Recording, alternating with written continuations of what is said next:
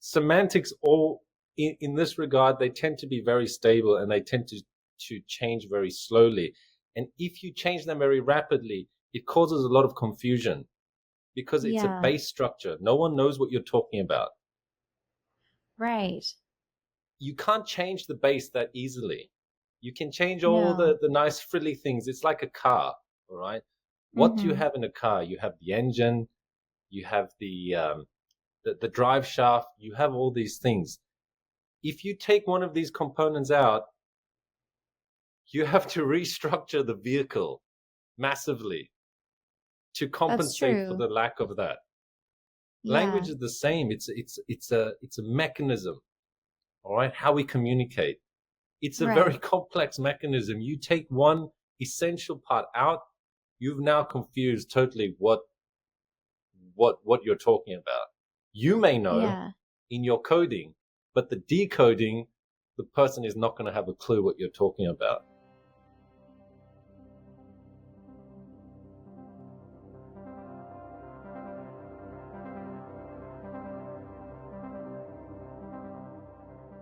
For today's interview, we're talking with Dr. Alaric Naudé.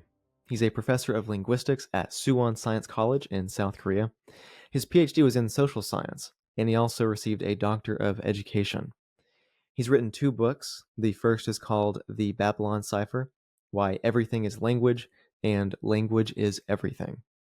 And his most recent one is titled On Heresies, The Modern Gnosticism of Queer Theology. In this interview, he talks about the evolution and manipulation of language by ideologies like queer theory.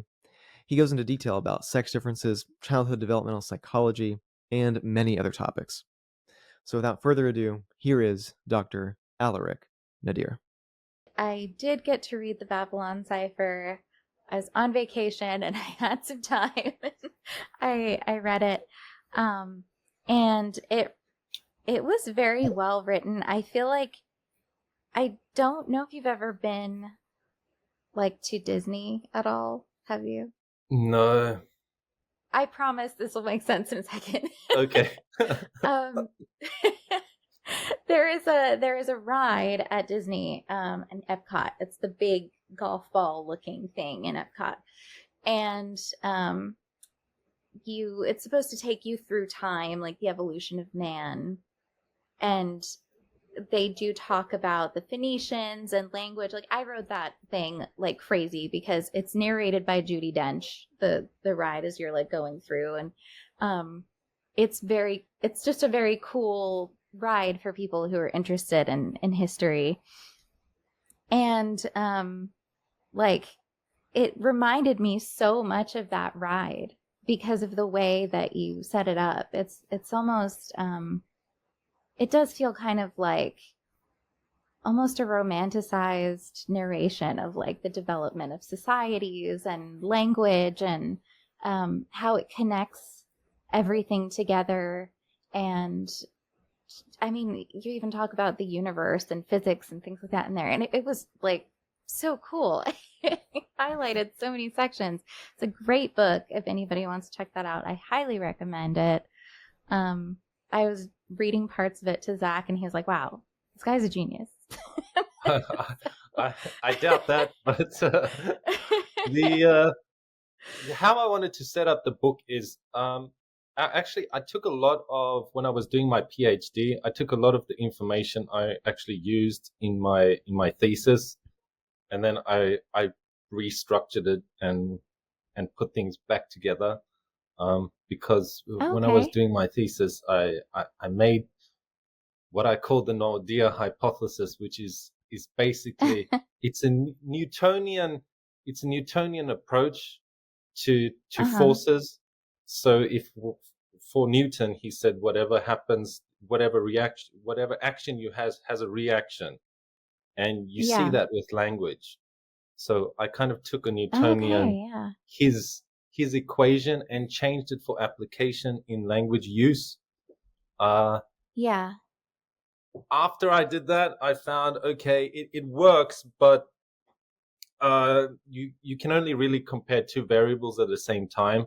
So I don't think it can ever become a full model, but it can certainly be used as part of a model in understanding kind of like language changes or dialect creation or death of dialects or absorption of dialects. There's all these interesting things that happen. So I had that in there, but then when I wrote the book, I didn't really include much in that regard. I more wanted to tie in people that didn't really know anything about language and give them an overview of what language is and how it works, because no species on this planet comes close to humans in communication with language, even the written word. There are so many scripts. There are so many writing systems that are really different. We have things like abjads. So Hebrew would be one where you're not writing the vowels. Arabic would be one. You know, there's a lot of different systems. No animal comes close to that. So I kind of wanted to give this, this panorama view. This panorama view of what what language is, how it affects us. And it's very hard to put it all into a short kind of section. Sorry, I'm blabbing. No, you're fine. You're talking about animals. It's making me think of those videos where they teach the dogs how to use the language, the talking buttons for like different words. So we're even like passing our language on to like other species. Right. It's interesting. They can even like learn sentence structure and things like that. It's crazy. I think dogs are a weird animal. Dogs are, you know, I forgot now. Very intellectual. I forgot now the exact name for it. But when you point to an object, there is some kind of abstract thought that happens where that action is associated with the object to which you are pointing. That takes quite a lot of brain power. Yeah. But most animals can't do that. Even lots of primates, if you point to something, they don't actually know what you mean. But with dogs, for some reason, who knows, they work out that when you point to an object, you are talking about that specific object, which is the weirdest thing. And they're not even a simian species. They have no relation to us, whatever. They're weird. Dogs are weird. I love them, but they're weird. I have 3. You're making me want to interview another friend of mine who's an animal behaviorist, and she would be great right here. Like, I need to drag her in. Yeah, drag her in. Call her up. She would have a lot to say. I actually talked to her about cats for a while, and we went off on this whole tangent about cat behavior, which was really interesting, actually. So your book goes so far into language and how it affects the brain, how it affects us as people, how it affects society. And I mean, even talking about this with dogs, it almost seems like there's something about humans and language that is almost transcendent when it comes to like communications. There's some kind of secret that humans have with communication that somehow dogs are picking up on. But it's very powerful, which goes back to queer theory and how they attempt to control language and how that's impacting society. And so I would love to ask you some questions about that in particular, if you're ready. Go for it, and I'll try not to look like an idiot. Okay, well, if you do, then people can just go and read your book and they'll forget you ever said anything silly. Okay, good. Yes. Okay, so first of all, in your book, you talk about how females seem to develop the capacity for language skills on a stronger level and almost faster than males in infancy and just throughout childhood. So do you think that might be a reason why it seems like so many women are pushing queer theory and and kind of more of these like destructive ideas, because I mean we see like men pushing it, yes, but there are a lot of women who are kind of drivers of this in a really negative way. I have to be careful what I say. Yeah. No, Don't worry.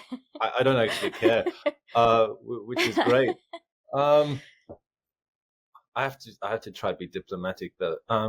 So whenever we're talking about kind of the brain or sex differences or that kind of thing, there's obviously, we're talking about averages, because there's what now, 8 billion people on the planet. They're not all going to be the same, which is a fact. But you definitely, that's why we have statistics, because we see a general trend within a population. And when it comes to this kind of language use, definitely women, because they develop earlier, they have this kind of biological predisposition to empathy, because as you know, now you have a child, you are hypersensitive to any sound, to anything happening in your environment. I can see you're interviewing me, but you have half your ear open, the other side you're multitasking. Yes, definitely. A man can't do that. Like, our brain is not wired to be able to take in so much information. I do discuss it in the book, but you know, our male brain is designed to get rid of excess data. It's great. You press delete, it's gone. Yeah. Take out the garbage. Yeah. I'll do it. Gone. But the woman's brain is different, okay? Because obviously you have to raise a child. You have a lot of variables to think of. Is my child cold? Is my child hot? Is my child hungry? Are they thirsty? And that's something that changes every 5 minutes, right? Yeah. So you have to be on the ball all the time. I will have a nervous breakdown with my brain if that happens, because there's too many things to think about. So the woman's brain is this network. The thinking style, I should say, is a network that goes out. So you have one thing, and then you have all the possible variables. Now, male's brain is a bit different. We have more convergent thinking. So we've got all these options, and then we're going to go, okay, what's the best option out of these? What's doable? That one. Right. Delete. Okay. And now the reason, there's a special reason for that. And that's because if you're out doing a task, like if you're out hunting, or if you're out farming, or if you're out looking for clean water, there's only so many things that you can do with one body. And that is one thing. Yeah. Yeah. You may want to be like, I don't know, a Hindu god with lots of arms and be able to multitask. It's not going to happen, right? So for men, because men are primarily the ones, whether you believe in creation, whether you believe in evolution, whatever, men are primarily the ones that go out and do these tasks. And therefore, our brain is designed in such a way that you can only do one task. It's a decision-making system. But for women, because they're generally not the ones going out, they're the ones taking care of some offspring, generally speaking.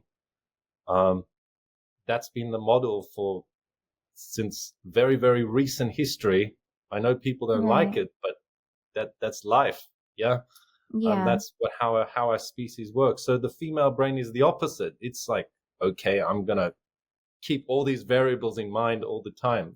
And you need higher memory for that. And that's probably why women have higher empathy as well, because I know it's a very long way to get to the point, but maybe for some women, they see these individuals as needing some kind of protection. So they have that more, I'd say, instinctive protective notion towards these individuals, whereas men see, okay, this is either a potential predator that I need to protect my group from, or this is a potential competitor who I also need to get rid of. So Okay. from the male perspective, it's very unlikely that they are going to be more that direction than women. Yeah. Does that make sense? I can definitely see that. Yeah. It's almost like their compassion is being perverted, that kind of I biological think drive so. And to nurture. if you look at a lot of the if you look at the lot of the dialogue that goes on around that kind of thing, it's we need to save these people. It's like, Yeah. okay, from what exactly? Definitely in a Western country, you're not getting flying lessons without a parachute from a tall Yeah. building. Yeah. Which you might some other places, but yeah, or Yeah. bungee Well, jumping, except the rope is around the neck, which doesn't do the person much good. well, you need to save them from all the brands not supporting them. You need to save them from M&M's not Yeah, doing a promotional bag on them yeah. one year, because that could be very traumatic to people.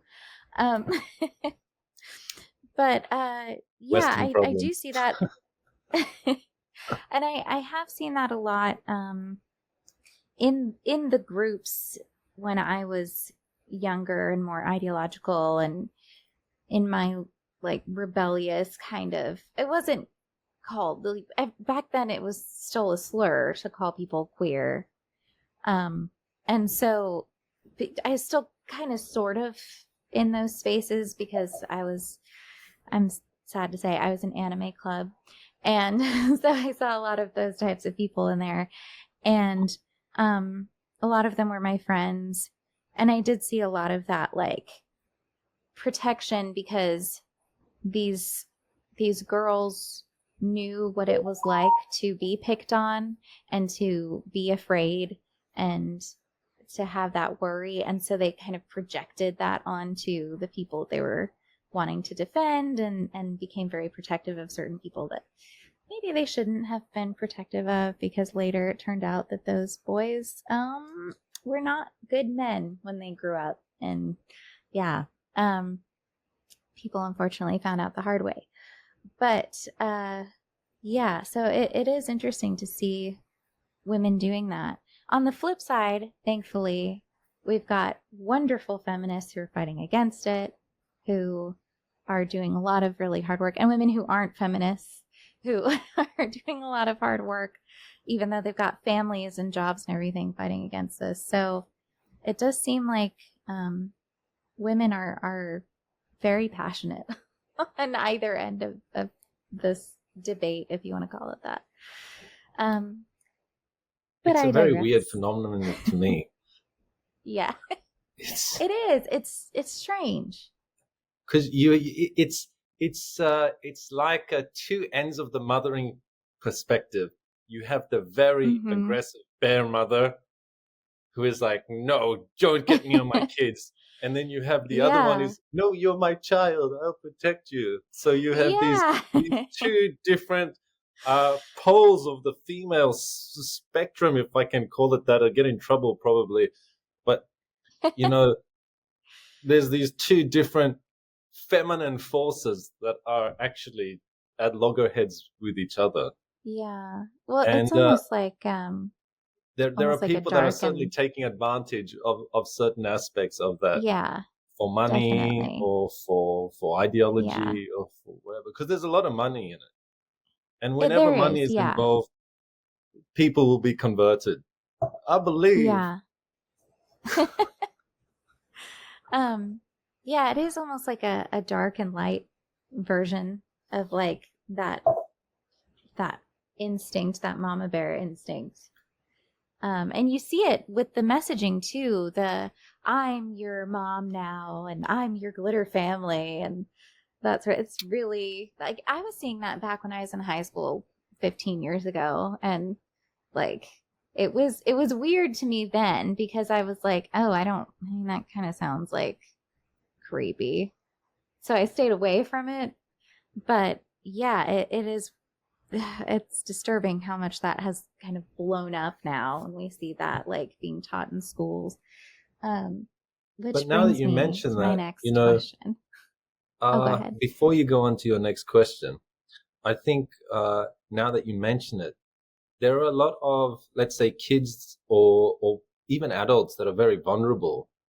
And so when they get that, they've maybe never in their lives, maybe they had a bad parental situation or they've Yeah. suffered abuse or something like that. So any kind of that motherly, even if it's a pseudo female kind of projection, Mm-hmm. they feel that, okay, I've never had that kind of thing. So it's an emotionally appealing thing to them. That's why, Yeah. if we have a look, actually, you can look it up, the increase of the internet and then the increase of online communication. So back in the day, we had MySpace, or I don't know Yeah. if you remember I remember MySpace. MySpace. Oh yeah. Yes. So back in the day, we had MySpace, and from there, these communities, these online communities, they started to form. And from there, Yeah. you see more groups of people suddenly identifying as this or that, because now they have a group, they have an echo chamber, Mm. where they can, encourage each other in things that are not Yeah. particularly encourageable, and you have the same kind of dynamics happening as you would in a fundamentalist, extremist religious situation, where you have these Yeah. groups forming online and then going and making attacks. Well, in this case, obviously, they're not forming attacks, maybe, but they're certainly damaging themselves, or they're certainly, Yeah. going out and spreading a certain message that is not really based on any science, but it's Yeah, it's no. very emotionally charged. Definitely. Definitely. Like it's all just subjective, and oh, if I don't get my way, you're hurting me, you're literally killing me, you're erasing me if you don't give me everything I want. And it's definitely like screams of Arrested Development. Like somebody So doesn't handle rejection I find well. I find it very sad, because those Mhm. people, they obviously, they do need some kind of support. Yes. I'm not denying that. They definitely need some kind of No. support. The problem is that the support they want, or the support they think they need, is the very opposite of what they should be getting. Yeah. They need Well, it's the actual kid with the support ice to, cream.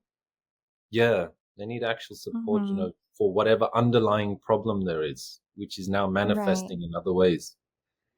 Yeah, definitely. And again, from having gone into spaces with those types of young people, you see a lot of grooming go on and things like that. I had a lot of friends who fell in with worse and worse crowds. There was a boy in my anime club who, his girlfriend was very like psychologically abusive, and it was, oh well, if you love me, then you'll, self-harm and things like that, and to because you upset me, so you need to punish yourself, and that sort of thing that she did to him. Wow, And that's messed up. so, and then you'd see, yeah, it was very bad. And so you'd see like similar things with some of the girls and guys they would meet online on MySpace, or on, oh gosh, I can't remember the name of the website. It was an anime website. And they would do these weird role plays with like strange adults and like the forums and stuff. And it was just really toxic and weird. And I tried to stay out of it as much as possible. But yeah, it was just very unhealthy, and they were trying to, like, they for whatever reason believed the people harming them this way like really loved them, and I don't know that I ever could wrap my head around that completely. Munchausen. Yeah. Yeah. But it was I don't know, I guess it must have been like, again, the control of something they were saying, or like the language they were using to communicate with my friends, that made them feel like these people cared about them when they were being hurt by these people. Something these people were saying, it was some kind of like common interest. I don't really know, but yeah, it was odd, and it was very concerning. But That's hopefully they're better now, but they definitely would be wrapped up in this now. doesn't sound like a One girl. very healthy situation. No.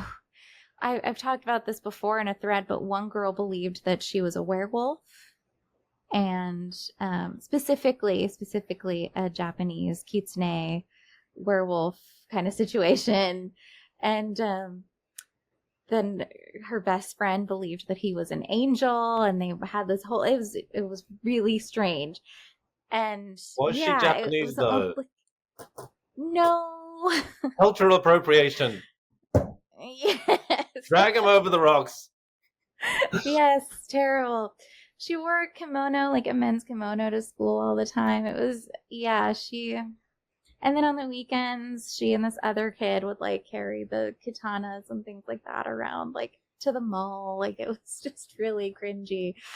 I really hope all these people grew up and became productive, healthy members of society.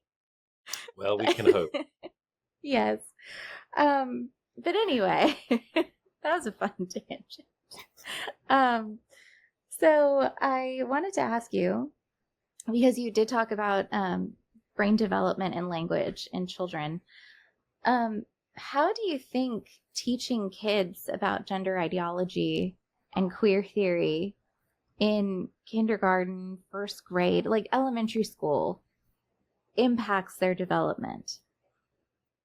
You'll mess them up. That's for sure. So if you look at the studies done, okay, during when the Third Reich was going on in Germany, what they did is they obviously tried to get the kids as young as possible indoctrinated into the National Socialist ideology. Sorry, my phone is going off. And obviously it was kind of plowed into their minds from a very young age. This is the way, the National Socialist way is the best way. The Jews are subhuman, and that's all the schooling they got all the time. So later, after the war, two German sociologists, they went in and they actually looked at people that had come out of the war, kids that had been growing up under the school system of the Third Reich, and they interviewed them. And then they interviewed people that had survived the war from before the Third Reich. So people that somehow survived into adulthood during that war period, okay? Because there wasn't, like, for men especially, the male population was quite decimated. I'd imagine what they found was that the kids coming out of school, even though they knew it to be wrong, were more anti-Semitic than the people that were before the war that even went through all that. So they knew it was wrong, but they still just didn't like those Jews. Wow. Yeah, so it tells you that even if they're not going to transition, even if they're not going to, it's going to be impressed in their minds that this is a normal thing. Because in the Third Reich, hating Jews was the normal thing. Like, that was like breathing.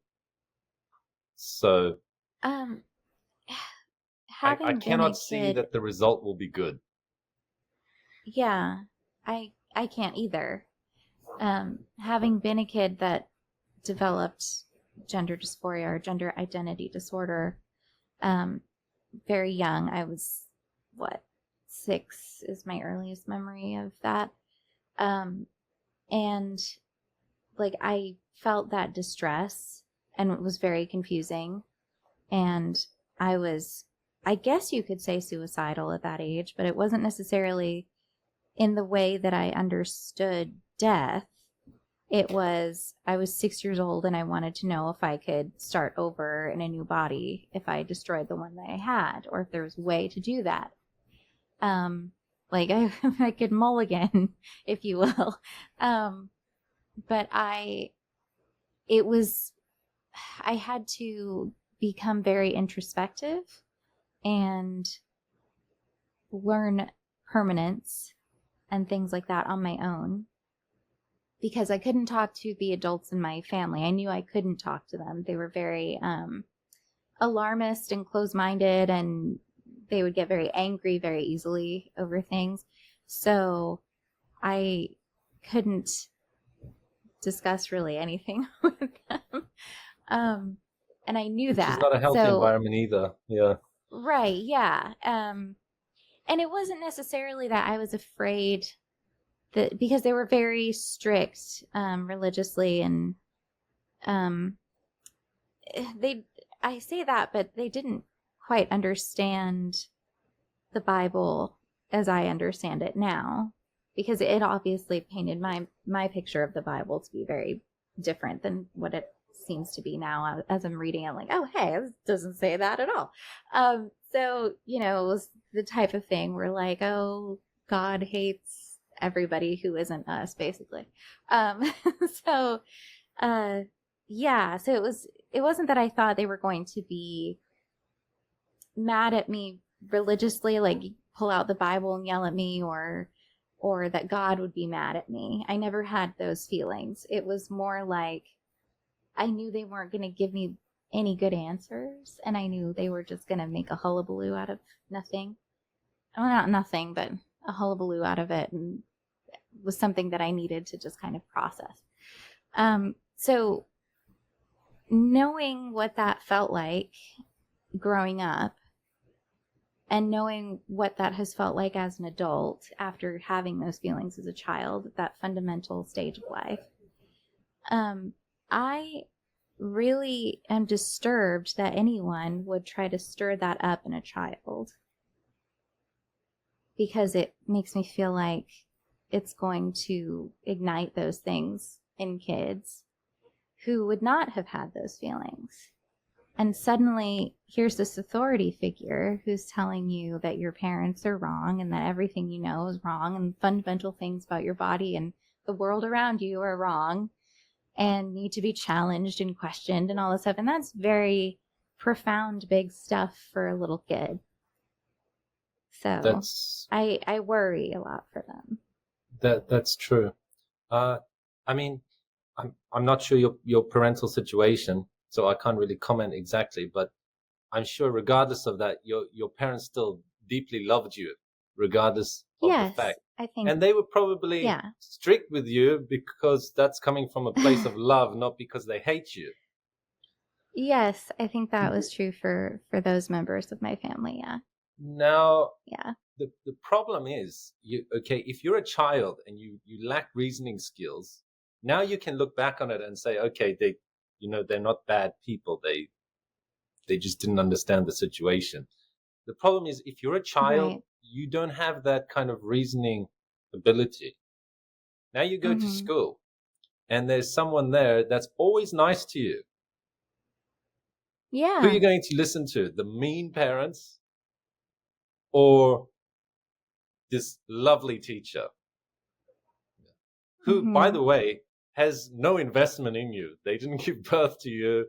They don't really care what happens to you later in life, because you're in their classroom for what, a year, maybe 2, depending on how that school system works. And then you're gone. And sayonara, have a nice life. Your parents still are there. They're still going to be part of your life. They still love you, I'm assuming. Yeah, most normal parents love their kids. Although normal parents these days, that's open for debate. what that constitutes. It's very manipulative towards children. I want to use the word manipulative because it's taking advantage of their innocent nature to project something that should never have been there. And kids are impressionable. Yeah. That person's cool. Okay, they're getting a lot of attention for saying I'm this and that.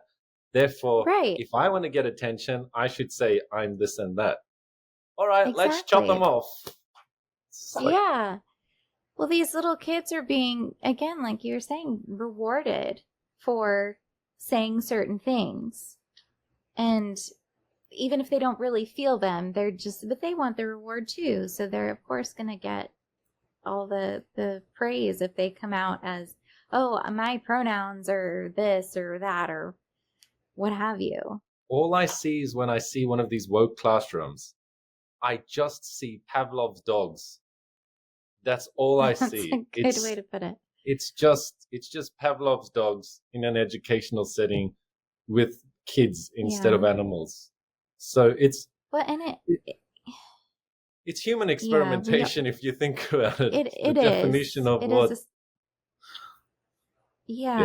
And we see these teachers, like even when I because my mom was a teacher's aide, so growing up I heard this a lot from teachers, and it always struck me as weird.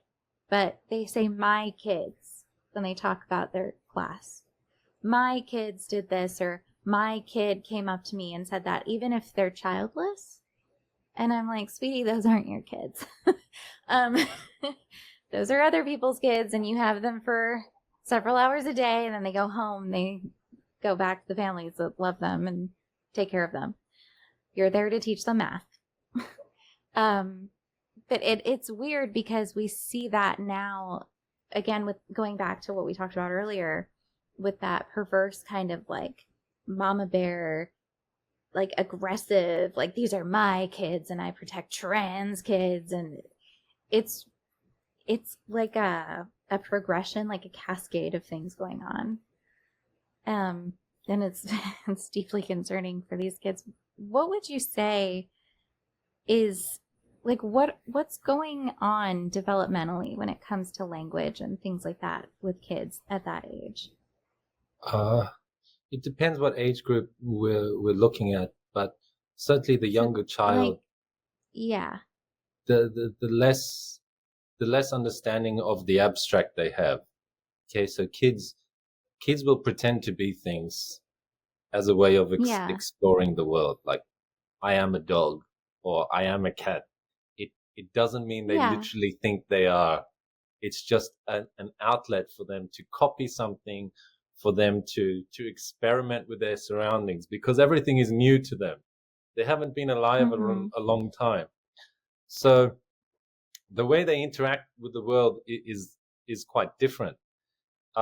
Even things like spatial awareness, volume awareness, these are things that develop gradually. So when a child is very young, for example, and there's a cat, and they see the cat, okay? They don't know what a cat is. The adult tells them it's a cat. After a while, they realize, okay, this animal that looks like that is a cat. And some kids, they don't always draw the connection very fast. They might see a dog and go, cat, because any kind of that size animal is now a cat in their understanding of vocabulary. The other thing is how things exist. So for very young children, the cat is on the table, so cute. The cat goes behind the sofa. The cat no longer exists. In their mind, the cat has now ceased to exist. It's why they get stressed when they don't see their mother. My mother doesn't exist. Where is my mother? Wah! And then you show up and they're like, okay, my mother still exists. She's still here. It's fine. So their understanding of these things is not. This is something that comes out all the time. Children are not small adults. Children are children. Yeah, they're not there yet.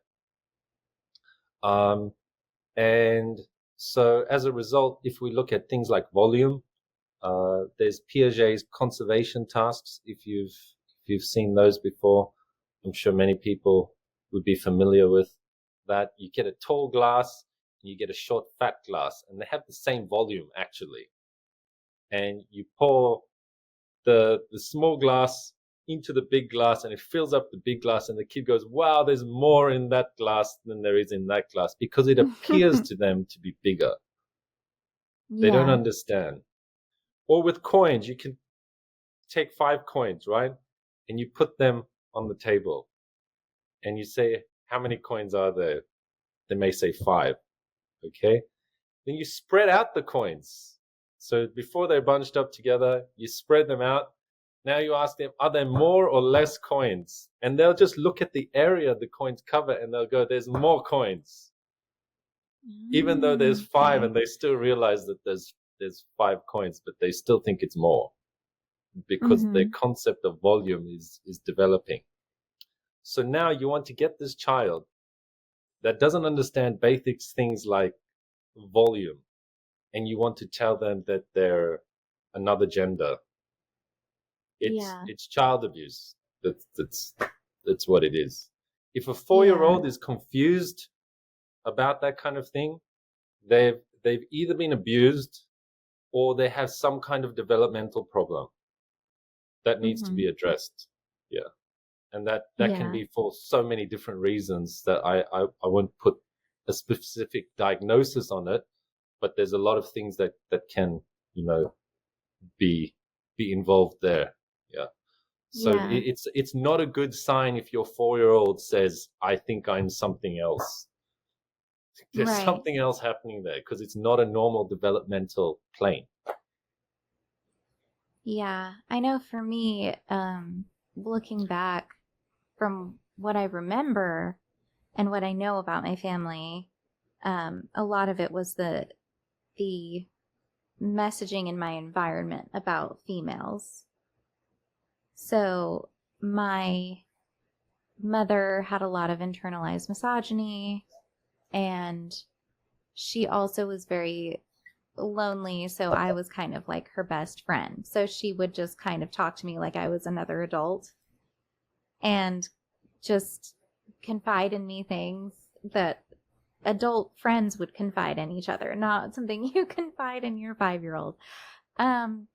And my grandmother, she was very rigid with her gender roles and things like that. Like, men can only do these things and women can only do these things. And if you're a woman, then men are very predatory and you need to watch out. And so it was very scary and just kind of not, I don't know, it just didn't look okay to be female. So I think that really informed a lot of that. Like, it took me a long time to get there because it was so fundamental in my background.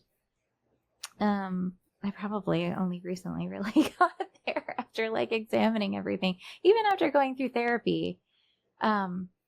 It's a lot to unpack from when you're a small child, because so many things are just, they develop you and they're just kind of part of your background and part of your world.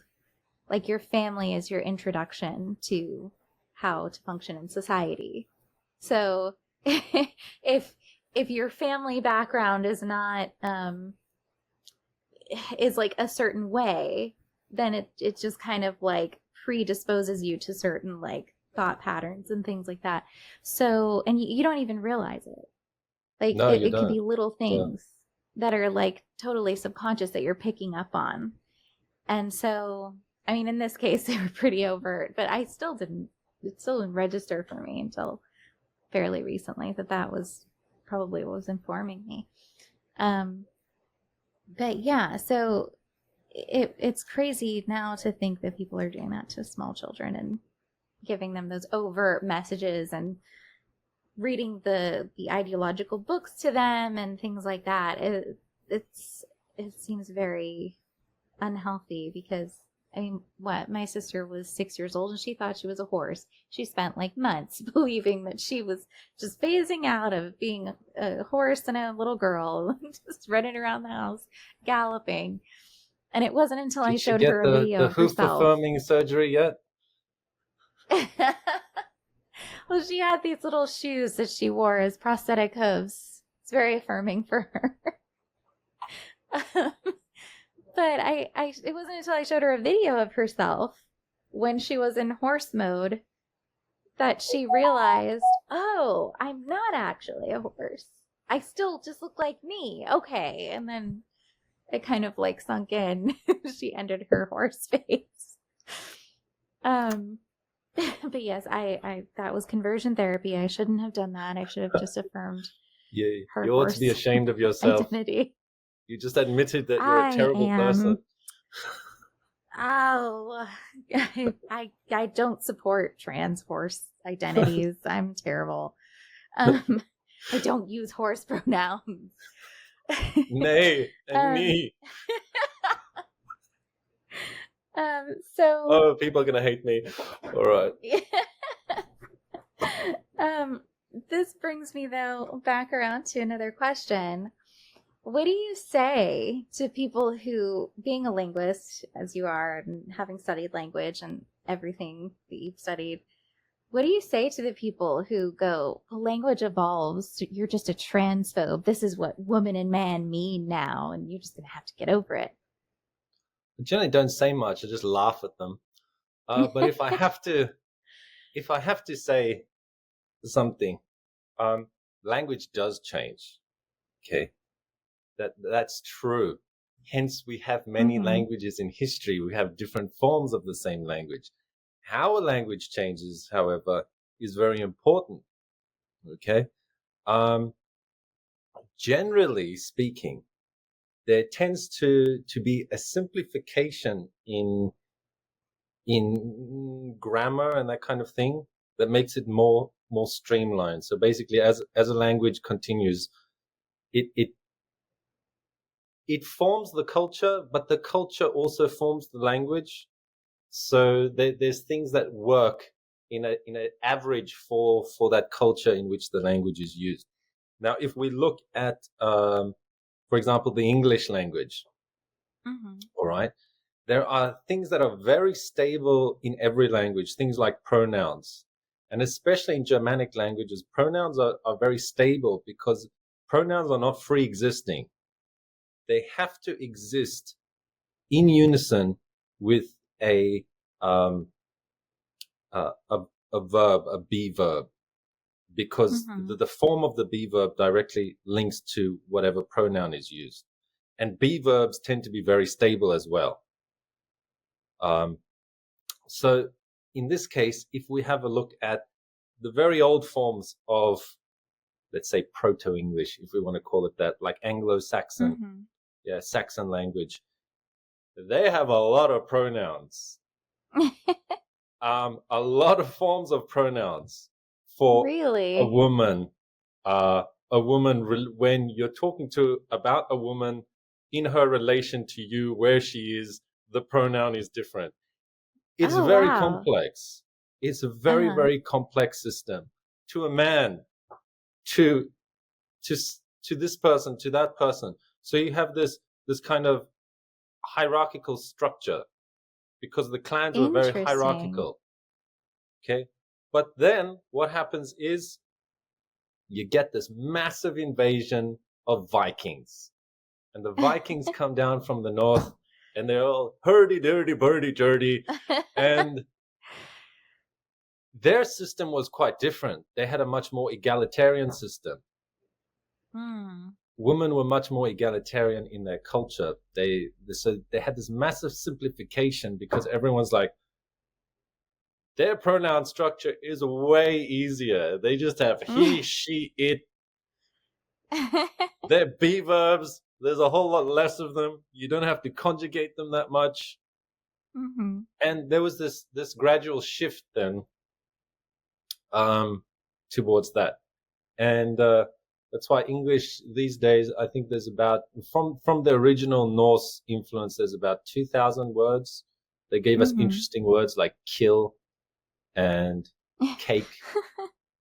Those are interesting words, yes. Important words. Yes. And so if we look at the structure, actually there's a simplification in the structure. We've been using that same structure since basically the Vikings invaded. Wow. That's a long time. Yeah. The French system is pretty close. Then we got invaded. Well, not we, because I'm not actually English. I'm Frankish. My background. So we invaded you guys. So when we invaded, we had still a very basic system. The Celtic languages, the Romance languages, they still have this very basic system for pronouns. So they're very stable. Semantics, all in this regard, they tend to be very stable, and they tend to change very slowly. And if you change them very rapidly, it causes a lot of confusion because it's a base structure. No one knows what you're talking about. Right. You can't change the base that easily. You can change all the nice frilly things. It's like a car, all right? What do you have in a car? You have the engine, you have the drive shaft, you have all these things. If you take one of these components out, you have to restructure the vehicle massively to compensate for the lack of that. Yeah. Language is the same. It's a mechanism, all right? How we communicate. It's a very complex mechanism. You take one essential part out, you've now confused totally what you're talking about. You may know in your coding, but the decoding, the person is not going to have a clue what you're talking about. Yeah. Like how they've changed woman and man to mean anything. Right. So the semantics then has no point. But the interesting about semantics is when you have, this is why they try to change the meaning of man and woman. When you have adjectives or suffixes, they change what the noun is. All right. So you just end up getting a very long way of saying exactly the same thing. For example, trans man. The trans part means to cross over. And then man. The man has crossed over. So it's still a woman. Yeah. Or trans woman, the person has crossed over, so the person is still a man or a woman. Right. Like you just end up full circle coming back to the same thing. And it just gets a longer definition. Yeah. Because semantics are stable, generally speaking. Right. And they want to get rid of even the trans part. They just want to say man and woman now. Right. Or male and female. They want to do it because they keep coming back full circle. Right. And it's like, well, how do I know which sex you're actually talking about? Well, it doesn't matter because there's no way to define sexes. And it's like, well, it's important to define the sexes because you can't medically transition if you don't understand the sexes, and you can't treat someone medically accurately if you don't know the sexes. Then you get absurdities like, oh, well, it's just the doctor needs to make sure that you have a vagina. And if you have a vagina, it means this. But it doesn't mean that it means you have this other body part, because anybody could have ovaries and anybody could have a penis. It's like, no, whoa. Adam, you have a serious prostate problem. Yes, it gets really crazy. We did an article where we talked about someone who endangered their own health because she refused to disclose that she was a woman, and they were using the wrong kidney values for her. And just, again, it's this arrested development. It's this escapism because they're wanting to not deal with something, and they're putting all their eggs in the gender basket. And yeah, it's the same thing with language. It's very frustrating because they act like language is purely a social construct and that it doesn't refer to anything objective. And it's like, no, it's just the labels that we're giving to things that we can observe in reality, like, so we can communicate with each other. So they act like the words make the thing. The thing make the words. Is, yes. The thing is there before the word is made to make the thing. Yes, exactly. Yes. Or they want to do away with a word because they think that they go into the naturalistic fallacy where they think a word like artificial means bad. Like I got into an entire argument with somebody over some article that was talking about how we need to remove the word artificial from women who are feeding their babies formula instead of breast milk. And I'm like, well, they are using an artifice to feed the baby. So why is that wrong? It's not something that appears in nature. It's an artifice. And so we got into this huge, just pages and pages long argument of me describing like what an artifice is and versus what something found in nature is. And it was just, it was so silly to me because again, it was this emotional appeal of no, it's bad. It means bad. And I'm like, no, it just means constructed. So, but we're seeing that kind of thing. And it's odd. This, stigma that people attach to words. And they're robbing us of communication with their stigma.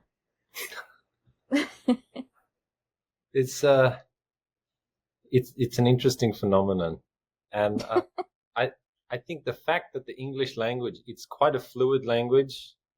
Mm-hmm. It's terrible. It's a grammatic monstrosity, but it's very fluid, and it tends to lend itself much more to this kind of thing than a lot of other languages. I saw recently that they wanted to remove gender from the French language, which that did not go over well. Yes. They wanted to do that with Spanish too. Yeah, everyone was going Joan of Arc style. Viva la France. And you know, because it's interesting. Like for example, Korean, we tend to not use pronouns. Mm-hmm.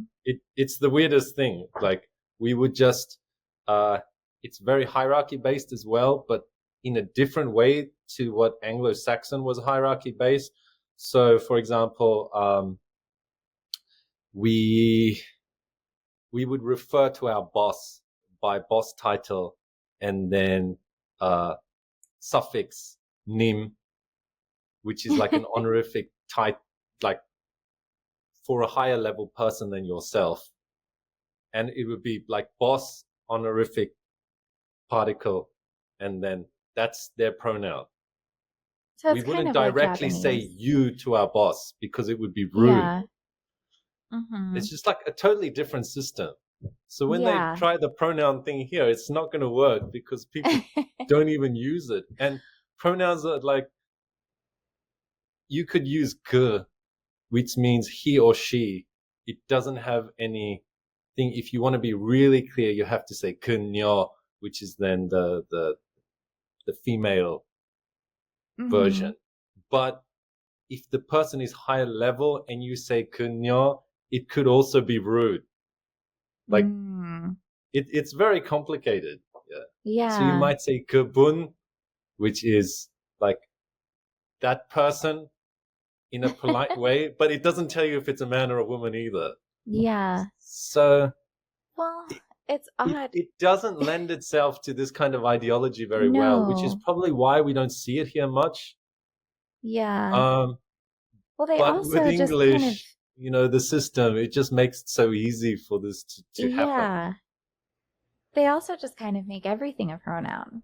Like, even made up words like the zazir and the zezer, and then you've got the, what is it, the demon self, and I saw someone that was they were a fern gender, and so it was fern self. mental patient self. Yes. And it was funny because when I first got into this whole debate a few years ago, I remember bringing up the attack helicopter argument because I was like, you know, it's gonna get there if we keep just letting it do the slippery slope. And I had people go, no, they just want to use the bathroom and get some dignity and this and that. And I was like, no, but the pushing of the pronouns and the they, them, and now we're getting the neo ones, it's gonna get there. And it's there. Yeah. It got there. Which is, I can't believe it did. And I can't believe we're getting people seriously like arguing that we should just entertain that. But I did want to point out this one thing in your book, The Babylon Cipher, where you say the continuous interplay between language and hierarchies is a fundamental part of governing human relationships and behavior. Would you say that that's something that you think is being taken advantage of here? Yeah, it's so there's something called safer war theory. I'm not sure if you've heard of that. The No. hypothesis. It works and it doesn't work. It depends how you apply it. But there's always some kind of, when we're in a relationship, there's always some kind of give and take, right? Right. With your husband, when you're doing something, there's always there's a transaction that happens.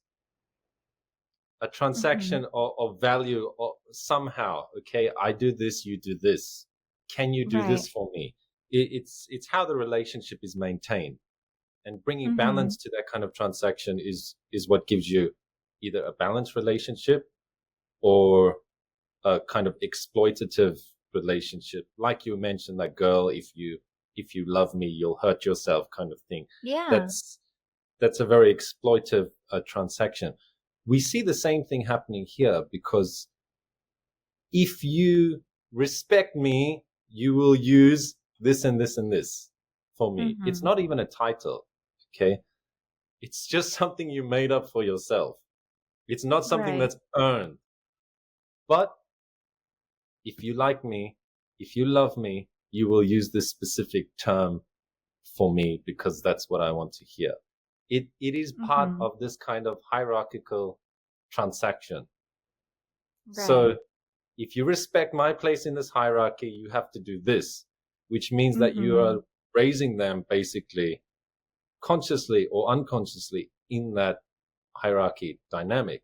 That's why we've got to the point in society where there is this taboo about speaking against this particular protected group, because they've done the social transactions in the social hierarchy enough times that they have now worked their way up in this kind of pyramid of the society.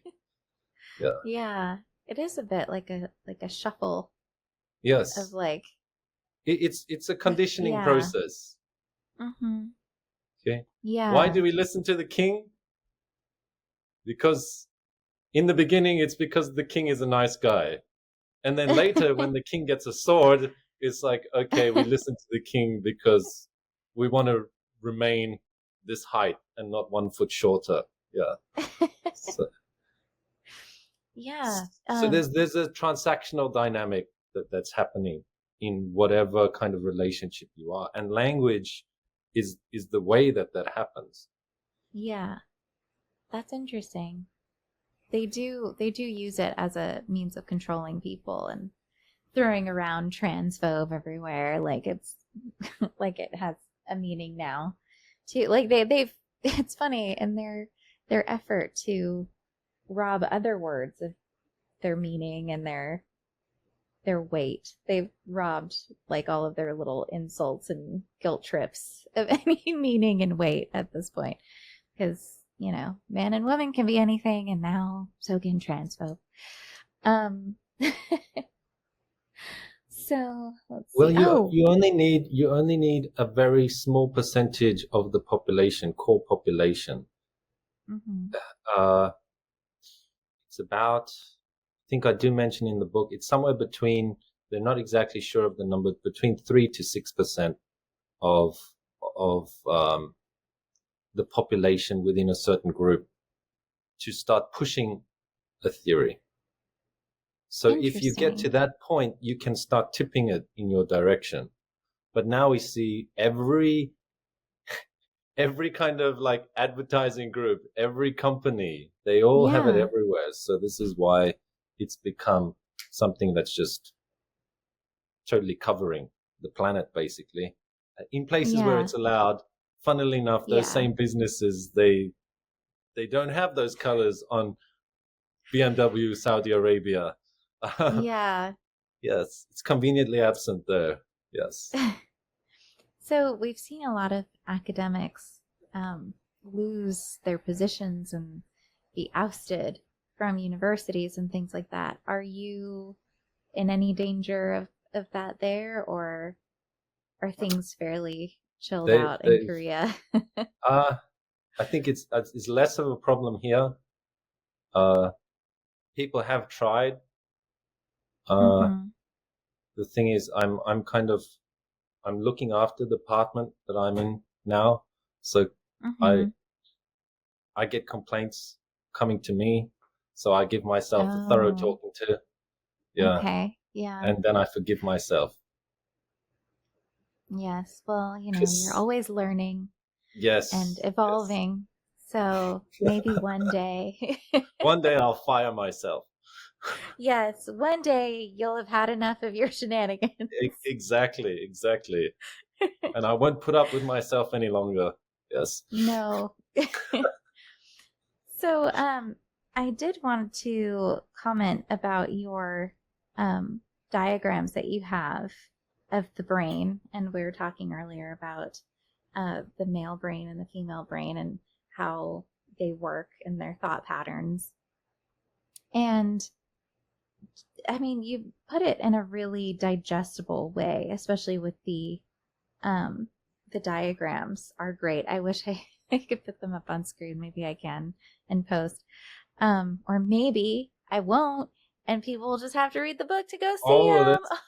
Oh, that could be one way. I like your advertising yeah. style there. Ex- Nice segue. oh yeah.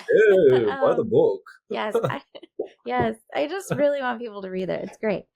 But yeah, it really helped me visualize that, I guess, that dichotomy of like the way that women think versus the way that men think on average. We always have to say on average. But yeah, we've done some articles about brain differences in males and females on our site, and we do have one neuroscience major who's working on it. I think his PhD. I feel so bad for not knowing for sure. I'm sorry, Sammy. But yeah, I wonder, do you have like any remarks about the brain differences and things like that when it comes to males and females that you might want to comment on? The one thing I will say, if anyone tells you there's no difference, please ignore. Please just ignore what they're saying, because it's a load of tripe. Basically, there's a lot of differences in the brain, which then carry over into behavior, and there's differences in the brain because there are differences in the body. I mean, the male body and the female body are two very different things, You need to have a programming center that can cope with the difference in the physical form. It's not just a matter of, oh, the brain is this default thing. The female male body is different, therefore your programming center must be different. If I have I don't know, a Kia Morning, which is like a tiny car, yeah, and I go and I put a Ferrari engine in there, it will start. The Ferrari engine will get ripped out of the front of the car. Because the engine it's not designed to be in that car. So whenever you have a vehicle, whenever you have a machine, you have to have the right kind of equipment all together, and then that machine will work properly. Now, I'm not saying women are inferior like a Kia Morning or something like that, which is a good car. I drive a Kia Morning. It's a different, it needs to be correct for the thing that it is. All right. So if someone is saying that all brains are the same, male or female, that they obviously don't really have a clue what they're talking about. We see things like the frontal lobe is much more developed in women. Even the skull shape of woman is rounded at the front to give you more cubic centimeters to have a larger development of the frontal lobe, even though the female brain is smaller than the male brain. You still got more at the front. Yeah. Yeah. And you need to, because that's where you have memory. And you need to have memory because you're doing multitasking, and you need to do multitasking because you're going to have kids. And what do kids need? Lots of multitasking. So it's a build-up of different factors that lead to the point. You have you females have a smaller brain, but a 25% larger corpus callosum, which is the connection between the brains. Why? So that you can take advantage of both hemispheres of the brain to coordinate things better, to have a better memory. Yeah. Yeah. That's a very good point. It's I'm glad I asked this question. The biological basis carries over into behavior, because that's what I know. This sounds maybe archaic, but gender roles exist for a reason. It doesn't mean that all gender roles, like, oh, washing the dishes, I got 2 hands, I can wash the dishes too. That's not a gender role, in my opinion. What? Yeah. I can, and I do wash the dishes. I am actually the dishwasher of the house. Wow. Dishwasher self. Yeah, dishwasher self. Yeah. What's a good dishwasher brand? My name is LG. Whirlpool. LG self. Yeah. So yeah, the point is that the male brain and the female brain are different, not because of some like social construct. This is underlying biology there that gives you the ability. And then some of these social constructs are not social constructs. They're just a realization of the biological underpinning. Yeah. I was reading through and saw that you were talking about the development, like I mentioned before.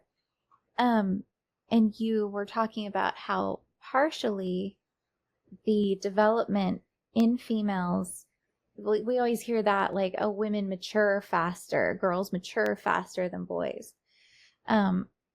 Which I think it's just they mature differently, not necessarily the same way, but faster. They just have different paths that they're developing into. Right. But so the females developing in a way that seems more mature or faster, you were saying is probably because of that biological clock and like needing to be ready to have a family and things like that by the time they're in their 30s, whereas men have so much longer to make this plan. Yes. You can frolic and you don't have to worry about all those responsibilities. Pretty much. We also tend to die at a larger rate, which is probably yeah. So I mean, generally males are seen as more expendable biologically, like sperm. Don't be cheeky.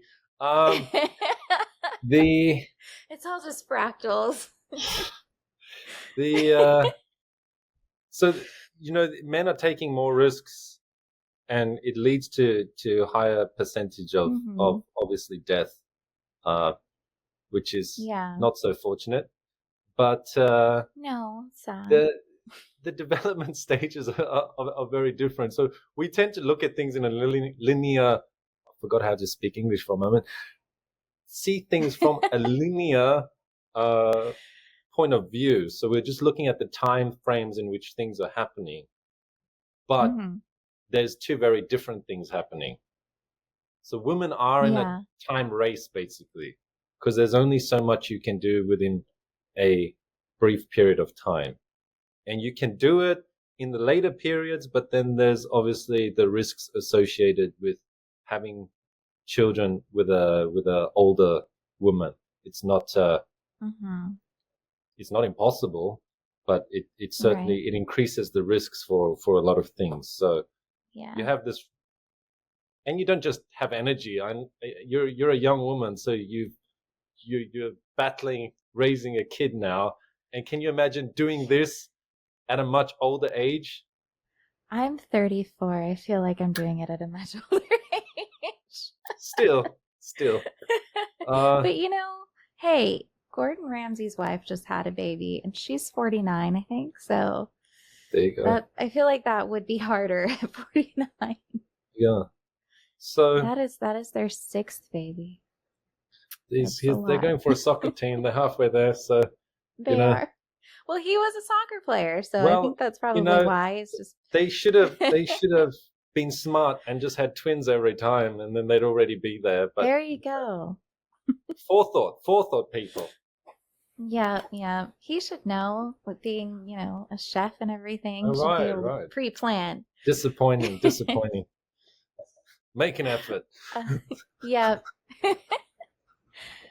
Oh, and so, I definitely have noticed thought pattern differences, and I don't know if you've read the book Why Gender Matters. I'd really love to interview him next. I'm in this interview with you, and I'm thinking about other people. I'm so sorry. I feel so unfaithful. But you're inspiring me to want to reach out to other people. That's how we'll look at it. Good. I like to be inspiring. Yes. But this has been really good. So I if you've read Why Gender Matters, he talks about the thought differences and the developmental differences between males and females, and how females tend to have a stronger sense of smell and things like that factor into how we perceive the world. And your book talks about how in certain cultures there are languages that are almost totally different between males and females of the same culture, which is really interesting to me. I need to go look up those cultures and see what that sounds like. Yeah, there's a West African language where the male form of the language and the female form of the language are originally when it was classified, they were classified as two different languages. That's how different they are. The same word. Do they use different words? The same word. For example, book would be one totally different word here and a totally different word there. They each have their own lexicon. Wow. There's a mental dictionary here and there's a mental dictionary here, and the men only speak this, the women only speak this, and somehow they all understand each other. So it's okay. And what excuse do we have here for our communication issues? None. Weirdly, None, they don't obviously. have any. They don't have any of these confusion with what is a man and what is a woman. Weird, eh? I bet they don't. Ignorant savages. Yep. Yeah. They're not intelligent colonizers like we are. We can't, woman and man can be anything. That's true. Just enlightenment. That's just enlightenment. So so we'll close this out with a fun question. How many languages do you speak? Well or badly? Enough to get by, we'll say. Enough to get by, about 7, I guess. Okay. Yeah. That's impressive. I think I read a lot more than I can speak. Yeah. I'm a bit weird in that way. A lot of people are more confident in speaking than they are in reading or writing. Mm-hmm. But I'm the opposite. I'm more for example, Mandarin or Cantonese. I'd be I'd be happy to write the characters. My writing is pretty good for a whitey. But speaking, I'm not always that confident. Yeah. Okay. Did you ever read Tarzan? Tarzan, the original Yeah. book, The original book. a long time ago. Yeah. So do you remember that he could write in one language? I think it was he was writing in English but spoke French and he thought they were the same. There And you so go. he was Yeah. yes. I remember something He was- like that. Yeah. So he wrote to Jane in English. And then when he could only speak French to her, she was so confused. She thought he was a different person than whom was delivering the letters. And so she's like, wow, this guy delivering the letters is so eloquent. He likes me so much. Could you tell him for me? And it was him. It was very funny. I thought it was cute. It's probably my favorite book is Tarzan. I know a lot of people don't like it, but I thought it was clever. But you're reminding me of language. that. Sorry, Language is fun. Language is very fun. Yes. Like I speak two. That's about it. two. What are they? Yeah, so I'm Cuban Spanish from my family, and then English. There you go. I forget words in both all the time. Your English is pretty good. So it is. Well, that's It's something that's very possible. stressed in Cuban. Yeah. In Cuban culture, it's very stressed. Like, you don't want to have a Spanish accent because you don't want, like, white people being racist towards you. So, yeah. I don't know if you speak Spanish, but My Spanish is bad, which is sad since I came from Spanish unis. So, yeah, I did all my coursework in English. What a traitor. Yeah. Oh, yeah. Mm. My Romance languages aren't very good. My Germanic languages, my Far East Asian languages. But for some reason, I'm not very romantic, so my Romance languages are not wonderful. Okay. Yeah. The language is interesting, though. I recommend everyone try to study at least one other language. And if you say, I can't learn another language, well, you already speak one. So you can learn. You can learn another one. Yeah. It's proof that you can. Yeah. I think it's, and you know, if you can't, then you can just bully and guilt people into changing the one that they're speaking. That's right. So there you go. Yeah, you can do that. You can compensate for lack of personality in another way. Yes. Exactly. Yes. Ah. See, Beautiful. you understand queer theory so well. The thing is, if you have a good understanding of language, you can protect yourself from a lot of silly things. Yeah. Like in the other book I wrote, the more religious one, it's talking about the Hebrew words and sometimes the Greek words, this and that. And if you understand the claims being made by people, and then the actual word, what it means, is not what they say it means, is two very different things. How cryptic! Another good advertising strategy for your book. On heresies. Yes, that's that one. On heresies, the modern Gnosticism of queer theory. So, yeah, I cover how the overlap between Gnosticism and the modern queer theory is their queer theology, really. So, well, the cover's very cool. Yeah, it's wolves in sheep's clothing type. Yes. Yes. So for example, I like the formatting of that cover. For example, the claim made is that the word for a eunuch in the Bible, which in Hebrew is a saris, it means a castrated man. Okay. Yes and no.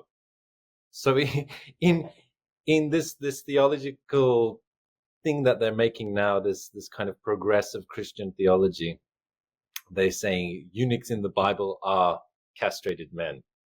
But when you look at what saris means, it can be a castrated man, but it doesn't necessarily mean a castrated man.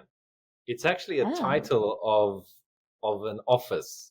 So an official would be working in the capacity of a eunuch, which is basically a court official. But when you when you consider that many court officials were eunuchs in the sense of a castrated man, it does make sense, but it's not 100%. And there's things in Jewish religion that prevent a lot of people that are called eunuchs in the Bible from actually being castrated men. For example, in the Bible, it talks about the Cushite. So there's a black guy in the Bible. There's actually many black people in the Bible. You probably just don't realize. There's a Cushite who was a proselyte, a Jewish proselyte. So he converted to Judaism, and he was working in the court of the king for Zedekiah, a pretty spineless, pretty dodgy king. And when the princes didn't like what the prophet Jeremiah said, they basically told the king, if you don't arrest this guy, we're going to make your life difficult. So the king's like, okay. They arrest the prophet Jeremiah. They chuck him into a big cistern. So they used to have, they used to carve out basically a massive hole in the ground. And you can see similar things like Nabatean civilization where they collect rainwater. So they carved this basically hole for collecting rainwater. But the situation in Israel at that time, they were under siege. There's not really water. So when they threw him in there, he's basically sitting in mud. And just left him to die, basically. Chucked him in the hole full of mud and left him there to die. So this Cushite called Ibed Melech, which means servant of the king, he was called Saris, which is a eunuch. But the interesting thing is, Judaism does not allow castrated men to convert. There's a specific prohibition. And the reason that was in Judaism, the Hebrew culture had to be preserved because it was promised that the Messiah, the seed, would come from the nation of Israel. So anything that goes against the creation of a healthy population was not permitted. Therefore, a castrated man was not permitted to enter the congregation of God, they said. So there's no way even Melech was a castrated man in that sense of a eunuch. He was definitely not castrated because he couldn't serve in that function. Also, the Jews did not castrate men for use in harem. That was quite a unique thing about the Jews, is pretty much every culture, Assyrians, Edomites, Babylonians, they all had castrated men to work in the king's harem, but the Jews, they did not castrate men for that purpose. Cutting the skin or cutting the flesh was prohibited. Interesting. I didn't know that. Yes, this is if you see modern Judaism, it's quite different. But in biblical Judaism, of which if you want to see the closest thing to biblical Judaism is Karaite Jews in the modern sense, but they're a very small number. They're as close as biblical as you can get in the modern sense, that the way that they do things. But you wouldn't know that. But then these woke preachers, they're telling you, see, eunuchs are blah blah blah blah, eunuchs were trans.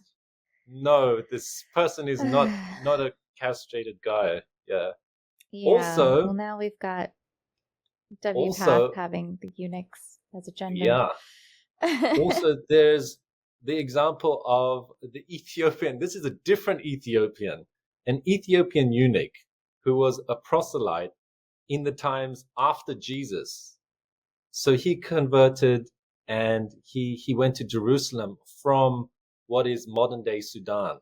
So he would have traveled like more than 2,000 kilometers to get Whoa. from the capital, Khartoum, to Jerusalem. It's a massive distance. Okay. He's a very, very faithful person, obviously, to travel that distance to worship. When Philip the evangelizer saw him reading the prophet Isaiah, he said to him, "Do you know what you're reading?" And he said, "No." And he's like, "Well, I'll teach you." And they rode the chariot together and he got baptized. Oh. But in the story, they used the Greek word for eunuch for this Ethiopian official. But he could also not have been a convert to Judaism if he had been, so yeah, he couldn't have been. Yeah, and he had a very high office. He was a treasurer, actually, of at that time. At that time, the Nubians, they had a matriarchy kind of system. So they actually had a queen as top in the government. Oh. The Kandaka. So he was under the Kandaka, and he was a treasurer of the house. And there's no reason for a treasurer to be a castrated man. Like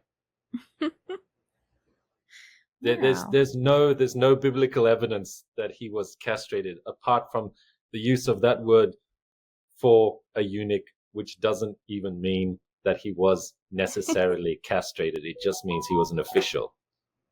Oh, wow. Well, Yeah. there you go. There's There you that go. language You learn evolving. something. You learn something. Yeah. It's covered in the book. Yeah. Wow. So there's a lot of these Well- kind of switch and bait. Oh, look, it's eunuch.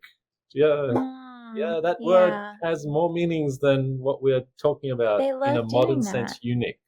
Yeah. Yeah. They love doing the bait and switch. Otherwise, no one would fall for it. But yeah, thank you so much for your time today. And I hope everybody at least peeks at your books and gets a look at those tasty little diagrams in there about the brain. Thanks. It's good marketing. Yes, that's it. You're gonna have to go look at it on Amazon. I think you can even download some of them, or on the Kindle or something like that. Yeah. There's Yeah. This one is in ebook. I think the ebook didn't come out very well. It needs to be redone. But the paperback is there, and there is a hardcover as well. And the other one, it has ebook and just paperback. Well, yeah, so I highly recommend them. I haven't gone too far into On Heresies, but I have into Babylon Cipher, and that one's just, it starts out in a really fun way. If you're a nerd, you will love it because it goes into physics and the universe. Yes, and it just feels like that fun Judi Dench Epcot ride narration. I can just hear it in her voice. I can, and it's just perfect. So, yeah, I recommend your books, and thank you so much for your time. Thank you so much for having me. Today. We finally got there. Yeah. Yes, finally. I hope you're well now. The delays. Yes. Ugh. Getting back to my normal hormone cycles after pregnancy just knocks me out, man. I am not used to it. Look, so I it makes me identified feel like I have as the a woman. flu. It's horrible. I identified as a woman for That's a whole true, 10 days. You did. I think it was 10 days. I can't remember, and it was tough. So yeah, I know how you feel. I remember your I days know exactly of how you girlhood. feel. Yes. Those are really harrowing time. I was on the edge of my seat every time I'd read one of those updates. So, I mean, yeah. We know now. We're on the same page. But yeah. All right, everybody. Thanks Thank you so for much. joining us, and we'll see you next time. Have a good one. Take care.